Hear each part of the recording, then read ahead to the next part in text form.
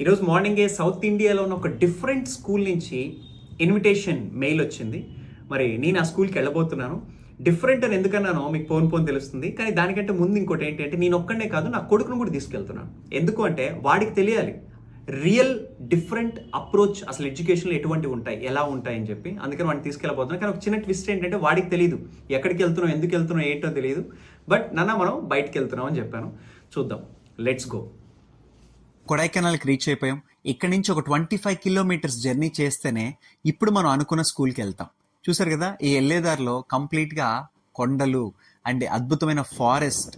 ఈరోజు ఈ school special అని ఎందుకు చెప్పాలి అంటే, ఈరోజు 70 acres ఆఫ్ ఫారెస్ట్లో ఈ స్కూల్ ఉంటుంది.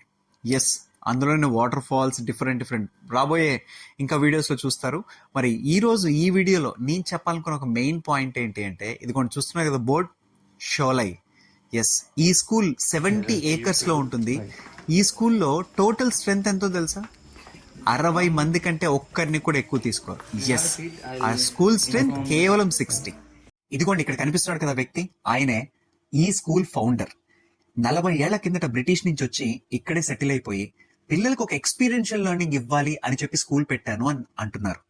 ఈ స్కూల్లో చాలా విషయాలు నాకు అద్భుతంగా నచ్చాయి. నెక్స్ట్ కమింగ్ వీడియోస్ లో అవన్నీ కూడా రివీల్ చేస్తాను. మరి ఇటువంటి వీడియోస్ మిస్ అవ్వకూడదంటే ఏం చేయాలో మీకు తెలుసు.